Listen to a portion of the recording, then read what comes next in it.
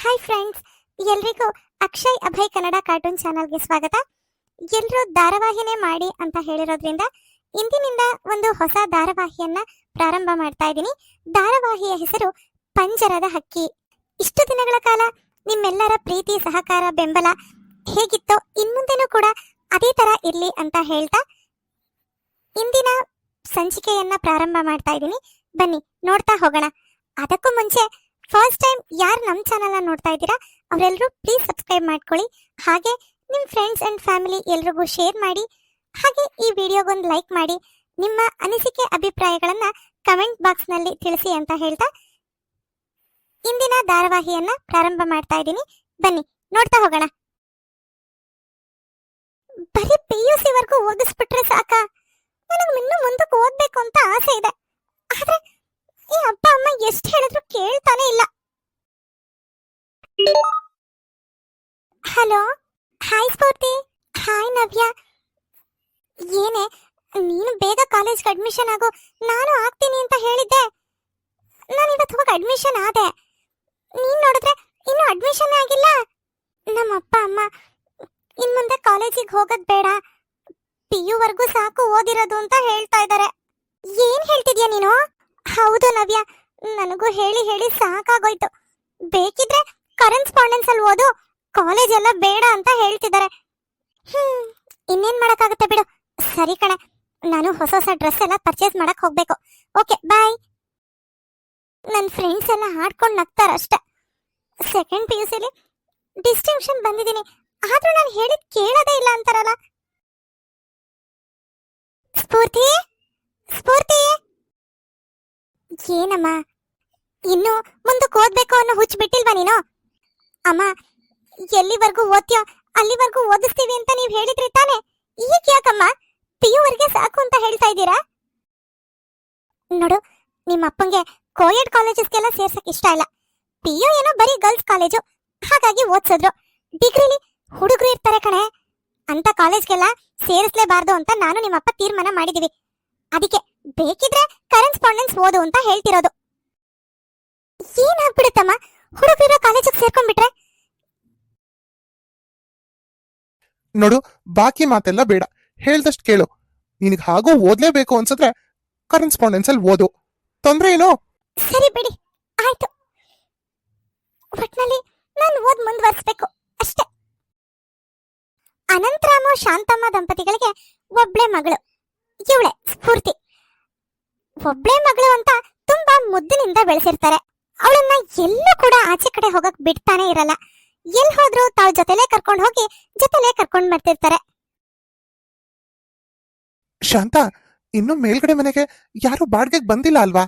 ಇಲ್ಲ ರೀ, ಓನರ್ಗೆ ಫೋನ್ ಮಾಡಿ ಹೇಳ್ಬಿಡಿ. ಗಲಾಟೆ ಗಿಲಾಟೆ ಜನ ಆದ್ರೆ ಸುಮ್ನೆ ನಮ್ಗೂ ತೊಂದ್ರೆ ಆಗತ್ತಲ್ವಾ? ಮುಂಚೆ ಇದ್ದವರು ಆ ಮನೇನ ಯಾವಾಗ ಖಾಲಿ ಮಾಡಿದ್ರು ನೋಡು, ಅವತ್ ಸಾಯಂಕಾಲನೇ ಓನರ್ಗೆ ಫೋನ್ ಮಾಡಿ ಹೇಳ್ದೆ, ನೆಕ್ಸ್ಟ್ ಬರೋರು ಸ್ವಲ್ಪ ಒಳ್ಳೆ ಜನ ಇದ್ರೆ ನೋಡಿ, ಸುಮ್ನೆ ನಮಗೂ ಕಿರಿಕಿರಿಕಾದ್ರೆ ಕಷ್ಟ. ಯಾಕಂದ್ರೆ ನಾವು 8 ವರ್ಷದಿಂದ ಇದೇ ಮನೇಲಿ ಇದೀವಲ್ಲ ಅಂತ. ನಿಮ್ಗೇನು ತೊಂದರೆ ಕೊಡಲ್ಲ, ನೀವ್ ಆರಾಮಾಗಿರಿ, ಒಳ್ಳೆ ಜನನ್ನೇ ನೋಡೋಣ ಅಂತ ಹೇಳಿದಾರೆ. ರೀ, ಬ್ಯಾಚುಲರ್ಸ್ಗೆ ಮನೆ ಕೊಡ್ಬೇಡಿ ಅಂತ ಹೇಳ್ಬೇಕಿತ್ತು ನೀವು. ಸ್ಫೂರ್ತಿ ನೋಡಿದ್ರೆ ಮನೇಲೇ ಇದ್ದಾಳೆ. ಇಲ್ಲ ಕಣೆ, ಅವರು ಸಂಸಾರಸ್ಥರಿಗೆ ಮಾತ್ರ ಮನೆ ಕೊಡೋದು. ನೀನ್ ಅದ್ರ ಬಗ್ಗೆ ಎಲ್ಲ ಏನೋ ತಲೆ ಕೆಡ್ಸ್ಕೊಬೇಡ. ಹೋಗು, ನನಗೊಂದ್ ಲೋಟ ಕಾಫಿ ಮಾಡ್ಕೊಂಡ್ ಬಾ.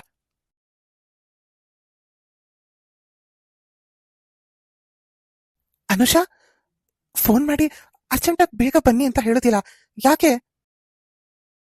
ಅಂಕಿತ್, ಮನೇಲಿ ನನಗ್ ಮದ್ವೆ ಮಾಡಕ್ಕೆ ಹುಡ್ಗನ್ ನೋಡ್ತಾ ಇದ್ದಾರೆ. ಅಂಕಿತ್ ನಡಿ, ನಾವಿಬ್ರೆಲ್ಲಾದ್ರೂ ಓಡ್ ಹೊಟ್ಟೋಗೋಣ. ಅನುಷಾ, ಏನ್ ಮಾತಾಡ್ತಿದ್ಯಾ ನೀನು? ಓಡ್ ಹೋಗೋದು ಅಂದ್ರೆ ಸುಲಭ ಅನ್ಕೊಂಡಿದ್ಯಾ? ಕೈಯಲ್ಲಿ ₹1 ದುಡ್ಡಿಲ್ಲ. ನಿನಗ್ ದುಡ್ಡು ತಾನೇ ಬೇಕು, ನಾನು ಹೇಗಾದ್ರೂ ಮಾಡಿ ತಗೊಂಡ್ ಬರ್ತೀನಿ. ಆದ್ರೆ ದಯವಿಟ್ಟು ನನ್ನ ಎಲ್ಲಿಂದಾದ್ರೂ ಕರ್ಕೊಂಡು ಹೋಗು ಪ್ಲೀಸ್. ಅಂಕಿತ್, ನನಗೆ ನೀನನ್ ಬಿಟ್ಟಿರೋ ಶಕ್ತಿ ಇಲ್ಲ, ಅರ್ಥ ಮಾಡ್ಕೋ ಪ್ಲೀಸ್. ಅದ್ ನನಗ್ ಗೊತ್ತು ಅಂಕಿತ, ಆದ್ರೆ ದಿಢೀರ್ ಅಂತ ಬಂದು ನಾವಿಬ್ರು ಎಲ್ಲಾದ್ರೂ ಓಡ್ ಹೊಟ್ಟೋಗೋಣ ಬಾ ಅಂದ್ರೆ ನಾನ್ ಏನ್ ಮಾಡ್ಲಿ ಹೇಳು? ನೋಡು, ನನಗಿನ್ನು 1 ವಾರ ಟೈಮ್ ಕೊಡು, ಯಾವ್ದಾದ್ರೂ ಮನೇನಾದ್ರೂ ಹುಡುಕ್ತೀನಿ. ಆಮೇಲೆ ಹೇಗಾದ್ರೂ ಮಾಡಿ ನಾವಿಬ್ರು ದೇವಸ್ಥಾನದಲ್ಲಿ ಹೋಗಿ ಮದ್ವೆ ಮಾಡ್ಕೊಂಡು ಆ ಮನೇಲಿ ಇರ್ಬೋದು. ಸರಿ ಆಯ್ತು, ಆದ್ರೆ ಆದಷ್ಟು ಬೇಗ ಮನೆ ಹುಡುಕು. ನನ್ನಿಂದ ಅಂತೂ ಮನೇಲಿ ಮ್ಯಾನೇಜ್ ಮಾಡಕ್ಕಾಗಲ್ಲ. ಹಾಗೆ ಹೀಗೆ ಅಂತ ಏನೇನೋ ಸುಳ್ಳು ಹೇಳಿ ಇಲ್ಲಿವರೆಗೂ ತಳ್ಕೊಂಡು ಬಂದಿದ್ದೀನಿ. Please Ankit, please. ಸರಿ, ನೀನೇನು ತಲೆ ಕೆಡ್ಸ್ಕೊಬೇಡ. ಆರಾಮಾಗಿ ಮನೆಗೆ ಹೋಗು. ನಾನು ಎಲ್ಲ ವ್ಯವಸ್ಥೆ ಮಾಡ್ಕೊಂಡು ನಿನಗೆ ಫೋನ್ ಮಾಡ್ತೀನಿ. ಸರಿ. ಎಲ್ಲಿ ಅಂತ ಮನೆ ಹುಡ್ಕೋದು, ಯಾರನ್ನ ಕೇಳೋದು, ಒಂದು ಅರ್ಥ ಆಗ್ತಿಲ್ವಲ್ಲ. ಹಲೋ ಹಲೋ ಪ್ರೀತಮ್, ನಾನು ಅಂಕಿತ್ ಮಾತಾಡ್ತಿರೋದು. ಹಾ ಹೇಳೋ. ಪ್ರೀತಮ್, ನನಗೊಂದು ಬಾಡಿಗೆ ಮನೆ ಹುಡ್ಕೊಳಕ್ಕಾಗತ್ತಾ? ನನ್ನ ರಿಲೇಷನ್ಸ್ಗೊಬ್ರಿಗೆ ಬೇಕಂತೆ. ಅಕ್ಕಪಕ್ಕ ಮನೆಗಳಿರ್ಬೇಕು ಕಣೋ. ಹೌದಾ, ಸರಿ. ನಮ್ಮ ಅಂಕಲ್ದೇ ಒಂದ್ ಮನೆ ಇದೆ, ನಾನು ಕೇಳಿ ನೋಡಿ ವಿಚಾರಿಸಿ ಹೇಳ್ತೀನಿ, ಸರಿನಾ? ಸರಿ ಕಣ, ಒಂದ್ 2-3 ದಿನದಲ್ಲಿ ಹೇಳಕ್ಕಾಗತ್ತಾ? ಸ್ವಲ್ಪ ಅರ್ಜೆಂಟ್ ಇತ್ತು. ಸರಿ ಆಯ್ತು. ಅಂಕಿತ್, ಒಳ್ಳೆ ಜನ ತಾನೆ? ಯಾಕಂದ್ರೆ ನಮ್ಮ ಅಂಕಲ್ ಅದ್ರಲ್ಲೆಲ್ಲ ಭಾರಿ ಸ್ಟ್ರಿಕ್ಟು. ಈ ಕಿರಿಕ್ ಮಾಡೋ ಜನ ಆದ್ರೆ ಅವ್ರಿಗೆ ಇಷ್ಟ ಆಗಲ್ಲ. ಪ್ರೀತಮ್, ಇರೋ ವಿಷಯ ನಿನ್ನ ಹತ್ರ ಹೇಳ್ಬಿಡ್ತೀನಿ ಕಣೋ. ನೋಡು, ನಾನೊಂದ್ ಹುಡುಗಿನ ತುಂಬಾ ಪ್ರೀತಿ ಮಾಡ್ತಾ ಇದ್ದೀನಿ. ಅವಳಿಗೀಗ ಅವ್ರ ಮನೇಲಿ ಮದ್ವೆಗೆ ಹುಡುಗನ್ ನೋಡ್ತಾ ಇದಾರಂತೆ. ಹಾಗಾಗಿ ನಾವಿಬ್ರು ಎಲ್ಲಾದ್ರೂ ಹೋಗಿ ಮದ್ವೆ ಮಾಡ್ಕೊಂಡ್ಬಿಡೋಣ ಅಂದ್ಲು. ಮದ್ವೆ ಏನೋ ಮಾಡ್ಕೊಂಡ್ಬಿಡ್ಬೋದು, ಆದ್ರೆ ಜೀವನಕ್ಕೆ ಅಂತ ಒಂದ್ ಮನೆ ಬೇಡ್ವಾ? ಅದಕ್ಕೆ ಕೇಳ್ತಾ ಇದ್ದೀನಿ. ಏನೋ ಓಡ್ ಹೋಗಿ ಮದ್ವೆ ಮಾಡ್ಕೋಬೇಕು ಅಂತಿದ್ದೀರಾ? ಈ ವಿಚಾರ ಏನಾದ್ರೂ ನಮ್ಮ ಅಂಕಲಿಗೆ ಗೊತ್ತಾದ್ರೆ ಅವ್ರು ಮನೆನೇ ಕೊಡಲ್ಲ. ಹೌದಾ? ಹೌದು. ಆದ್ರೆ ನೀನ್ ಅವ್ರ ಹತ್ರ ನಮ್ಮಿಬ್ರದ್ದು ಲವ್ ಮ್ಯಾರೇಜು ಆ ರೀತಿ ಏನೋ ಹೇಳಕ್ ಹೋಗ್ಬೇಡ. ನಿನ್ ಪಾಡಿಗೆ ನೀನು ಮದ್ವೆ ಆಯ್ತು, ನನ್ಗಿಲ್ಲಿ ಈ ಕಡೆ ಕೆಲ್ಸ ಸಿಕ್ಕಿದೆ, ಹಾಗಾಗಿ ಒಂದ್ ಬಾಡಿಗೆ ಮನೆ ಹುಡ್ಕೊಂಡ್ ಬಂದೆ ಅನ್ನೋ ತರ ಮಾತಾಡು, ಸರಿನಾ? ಸರಿ ಕಣೋ, ನಿಮ್ಮಿಬ್ರದ್ದು ಲವ್ ಮ್ಯಾರೇಜ್ ಅನ್ನೋದು ಯಾವ್ದೇ ಕಾರಣಕ್ಕೂ ಗೊತ್ತಾಗ್ಬಾರ್ದು. ಹಾಗೆ ಮೇಂಟೈನ್ ಮಾಡೋ ಜವಾಬ್ದಾರಿ ನಿಂದು. ಆಯ್ತು ಕಣೋ, ಆದಷ್ಟು ಬೇಗ ನನಗ್ ವಿಷಯ ತಿಳಿಸು. ನಾನು ನಿನ್ ಫೋನ್ಗೋಸ್ಕರನೇ ಕಾಯ್ತಾ ಇರ್ತೀನಿ. ಸರಿ ಕಣೋ, ಓಕೆ ಬಾಯ್. ನನಗ್ ಬರೋ ಸಂಬಳದಲ್ಲಿ ನಾನು ಅನುಷನ್ನ ಚೆನ್ನಾಗಿ ನೋಡ್ಕೊಳ್ತೀನ? ಮನೆ ಬಾಡಿಗೆ ಎಷ್ಟು ಹೇಳ್ತಾರೋ ಏನೋ ಒಂದು ಗೊತ್ತಾಗ್ತಿಲ್ವಲ್ಲ. ನೋಡೋಣ.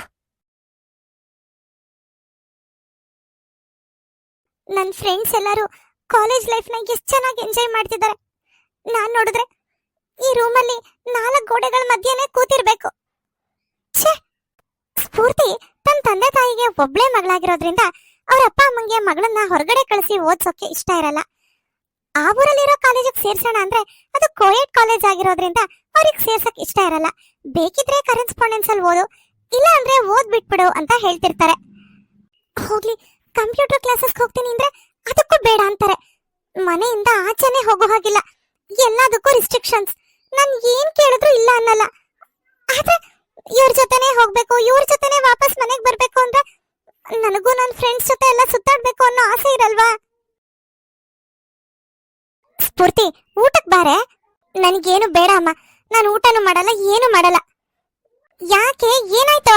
ಅಮ್ಮ, ನನ್ನ ಫ್ರೆಂಡ್ಸ್ ಎಲ್ಲ ಕಾಲೇಜ್ ಲೈಫ್ ನ ಎಷ್ಟು ಚೆನ್ನಾಗಿ ಎಂಜಾಯ್ ಮಾಡ್ತಾ ಇದಾರೆ, ನಾನ್ ಮಾತ್ರ ಮನೇಲೆ ಓದ್ಬೇಕು. ನನಗ್ ಬೇಜಾರಾಗಲ್ವಾ? ನೋಡು, ಬಾಕಿ ಅವ್ರ ವಿಷಯ ಬೇಕಾಗಿಲ್ಲ. ನಾನು ನಿಮ್ಮಪ್ಪ ತೀರ್ಮಾನ ಮಾಡಿದ್ಮೇಲೆ ಮುಗ್ದೋಯ್ತು. ನೀನ್ ಎಲ್ಲಿವರೆಗೂ ಓದ್ಬೇಕು ಅನ್ಕೊಂತೀಯೋ ಅಲ್ಲಿವರೆಗೂ ನಾವು ಓದಿಸ್ತೀವಿ, ಆದ್ರೆ ಕರೆಸ್ಪಾಂಡೆನ್ಸ್ ಮಾತ್ರ. ಅದ್ ತಿಳ್ಕೊಂಡ್ಬಿಡು. ಅದು ಬೇಡ್ವಾ, ಮನೇಲೆ ನನ್ ಜೊತೆ ಕೆಲಸ ಮಾಡ್ಕೊಂಡ್ ಬಿದ್ದಿರು ಅಷ್ಟೇ.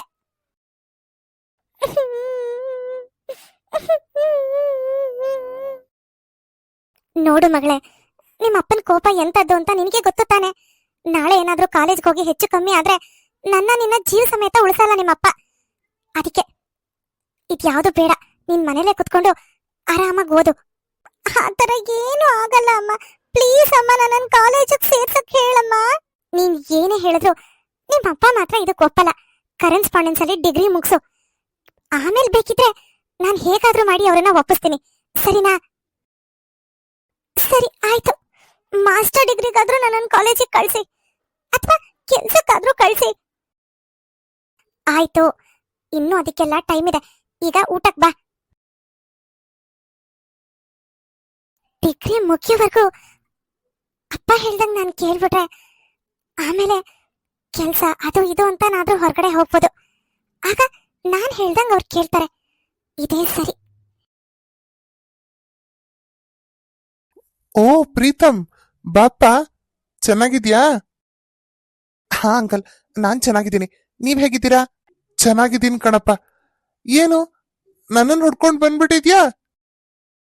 ಅದು ನನ್ನ ಫ್ರೆಂಡ್ ಒಬ್ಬ ಇದ್ದಾನೆ ಅಂಕಲ್, ಅವನ್ಗೆ ಈ ಊರಲ್ಲೇ ಕೆಲಸ ಸಿಕ್ಕಿದೆ, ಅವ್ನ್ ಮದ್ವೆ ಕೂಡ ಆಗಿದೆ. ಅದಕ್ಕೆ ನಿಮ್ ಮನೆ ಖಾಲಿ ಇತ್ತು ಅಂತ ಕೇಳ್ಪಟ್ಟೆ. ಹಾ ಹಾ ಹೌದು, ಒಂದ್ 15 ದಿನ ಆಯ್ತು ಖಾಲಿ ಮಾಡಿ. ಆ ಮನೆನ ನನ್ನ ಫ್ರೆಂಡ್ಗೆ ಬಾಡ್ಗೆ ಕೊಟ್ರೆ ತುಂಬಾ ಉಪಕಾರ ಆಗುತ್ತೆ. ನಿನ್ ಫ್ರೆಂಡು ಒಳ್ಳೆಯವನಾ? ಅಂದ್ರೆ ಈ ಕಿರಿಕ್ ಗಿರಿಕ್ ಜನ ಆದ್ರೆ ನಾನ್ ಕೊಡಲ್ಲಪ್ಪ. ಅಯ್ಯೋ, ಆ ರೀತಿ ಇಲ್ಲ ಅಂಕಲ್, ತುಂಬಾ ಒಳ್ಳೆ ಹುಡುಗ ಅವನು. ಅಂದ್ಹಾಗೆ ಆ ಮನೇಲಿ ಯಾರ್ಯಾರು ಇರ್ತಾರೆ? ಅವನು ಅವನ ಹೆಂಡತಿ ಇಬ್ರೆ. ಅಪ್ಪ ಅಮ್ಮ? ಅವನಿಗೆ ಅಪ್ಪ ಅಮ್ಮ ಇಲ್ಲ. ಅವನು ಓದಿದ್ದು ಬೆಳೆದಿದ್ಯೆಲ್ಲ ಅವ್ರ ಅಂಕಲ್ ಮನೇಲೆ. ಅವರೇ ಒಂದ್ ಹುಡುಗಿ ನೋಡಿ ಮದ್ವೆ ಕೂಡ ಮಾಡ್ಸಿದ್ದಾರೆ. ಮದ್ವೆ ಆದ್ಮೇಲೆ ಅವ್ರ ಮನೇಲಿ ಇರಕ್ ಚೆನ್ನಾಗಿರಲ್ಲ ಅಂತ ಹೇಳಿ ಬಾಡ್ಗೆ ಮನೆ ಹುಡುಕ್ತಿದ್ದಾನೆ. ಅದಕ್ಕೆ ನಿಮ್ಮನ್ನ ಹುಡ್ಕೊಂಡ್ ಬಂದೆ. ಸರಿ, ನಾನು ಯೋಚನೆ ಮಾಡಿ ಯಾವ್ದಕ್ಕೂ ನಿನಗ್ ಫೋನ್ ಮಾಡ್ತೀನಿ. ಸರಿ ಅಂಕಲ್, ನೀವು ನಾಳೆ ನನ್ಗೆ ಹೇಳಕ್ಕಾಗತ್ತಾ? ಸರಿ, ಆಯ್ತು. ಸರಿ ಅಂಕಲ್, ನಾನಿನ್ ಬರ್ತೀನಿ. ಅಂಕಿತ್ ಅನುಷಾ ಮದ್ವೆ ಆಗಿ ಬಾಡಿಗೆಗೆ ಅಂತ ಆ ಮನೆಗ್ ಬರ್ತಾರ. ಈ ಕಡೆ ಸ್ಫೂರ್ತಿ ಎಜುಕೇಶನ್ ಮುಂದೇನಾಗುತ್ತೆ ಅನ್ನೋದನ್ನ ನೆಕ್ಸ್ಟ್ ಎಪಿಸೋಡ್ ನಲ್ಲಿ ನೋಡೋಣ. ಈ ಎಪಿಸೋಡ್ ನಿಮ್ಗೆ ಸ್ವಲ್ಪನಾದ್ರೂ ಇಷ್ಟ ಆಗಿದ್ರೆ ಪ್ಲೀಸ್ ನಮ್ಮ ಚಾನಲ್ ಸಬ್ಸ್ಕ್ರೈಬ್ ಮಾಡಿ, ಹಾಗೆ ಲೈಕ್ ಮಾಡಿ, ಶೇರ್ ಮಾಡಿ, ಕಮೆಂಟ್ ಮಾಡಿ. Bye friends.